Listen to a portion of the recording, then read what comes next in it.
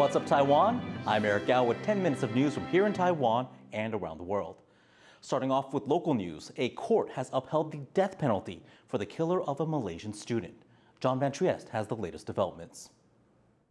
Convicted murderer Liang Yuzhi is one step closer to being executed. The High Court in the southern city of Kaohsiung upheld Liang's death sentence on Thursday. The decision comes just over a year after a lower court sentenced him to death. In October 2020, Liang raped and strangled a Malaysian woman who was studying in Taiwan.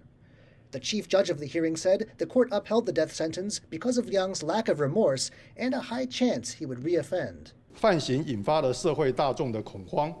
那审理中也未见被告有悔意。那原审以及本院都曾将被告送再犯可能性的鉴定。那结果均认为被告的再犯可能性是高的。Liang says he didn't intend to kill his victim, but the court found that the murder was premeditated. The defendant can still appeal the ruling. Patrick Chen and John Van Trieste for TaiwanPlus. Taiwan's central bank has announced that it will raise the country's interest rate. The move follows the U.S. Federal Reserve doing the same. Taiwan's 0.125 percentage point increase will take effect on Friday. The country's interest rate now stands at 1.875%, the highest in 8 years. A higher interest rate means it will be more expensive for people and businesses to borrow money. The central bank has also revised its economic growth forecast for the year to 2.21%, down from last year's estimate of 2.45%. It says the new prediction is a result of weak exports and investment in the first half of the year. Reservoirs throughout Taiwan are running out of water amid a historic drought. This has led to water supplies being limited in some areas and work being carried out in preparation for when the rain does return. John Van Trieste has this report. All down Taiwan's west coast, one reservoir after another is running dry. There's been little rainfall over the past year, and the big cities that dot the region are starting to feel the effects. In a large area, authorities are lowering water pressure overnight to save what's left. The tech hub of Hsinchu and Taiwan's second most populous city, Taichung, are both in this area. In the far south, where the situation is worst, the city of Kaohsiung is set to scale back the amount of water it supplies to residents from March 30th.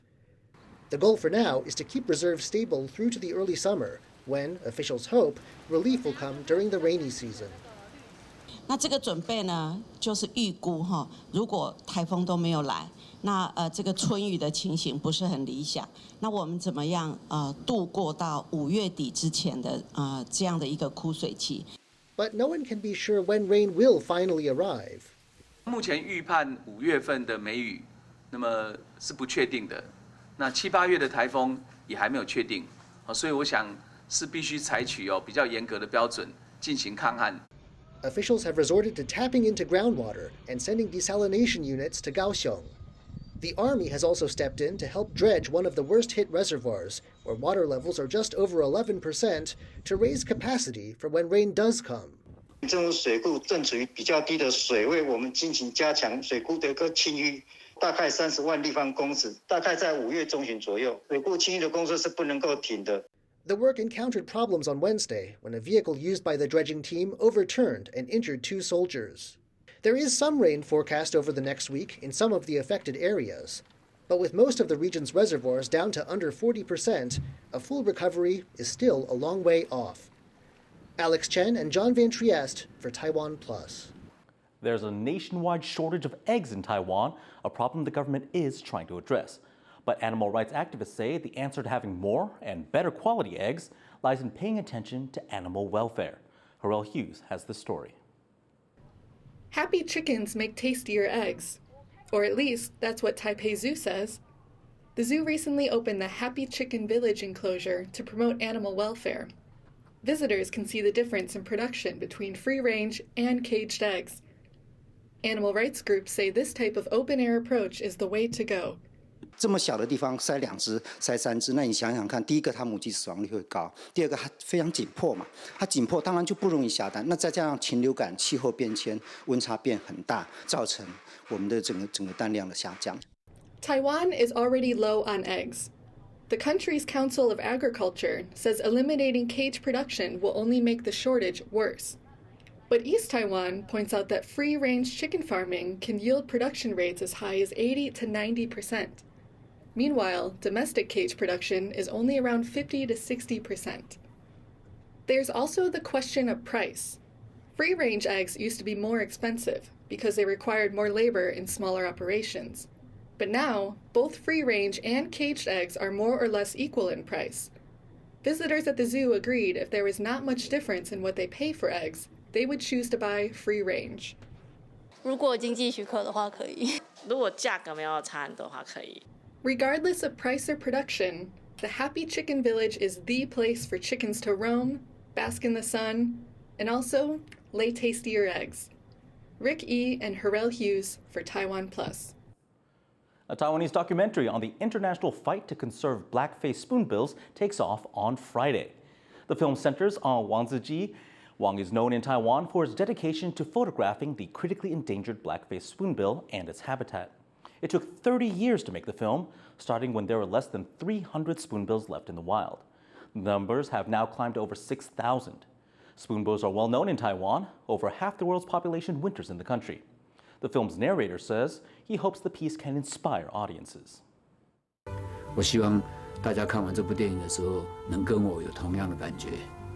敬重你身边所有的事物，敬重你身边所有的环境，也敬重你身边跟你一起活过这个世界的所有生物。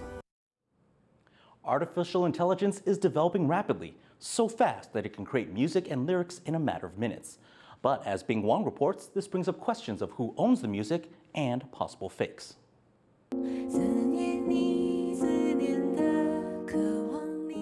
This song may sound like it's sung by famous Taiwanese singer-songwriter Sandy Chen, but it's generated by artificial intelligence, or AI. It's the first AI single to appear in the Taiwanese music scene. It's the brainchild of Chen and Taiwan AI Labs. Even her producer thought the song was made by Chen herself. 这应该是全世界第一个唱到这么拟真，没有任何人可以听出来的程度。那还有我自己的影像，我的确是会抖一下，就是因为毕竟我还是在线上的歌手，然后也会想一下自己存在要贡献出什么不一样的东西。 In the past few months, AI technology has taken the world by storm, becoming more accessible to the public online. All a person needs is a computer.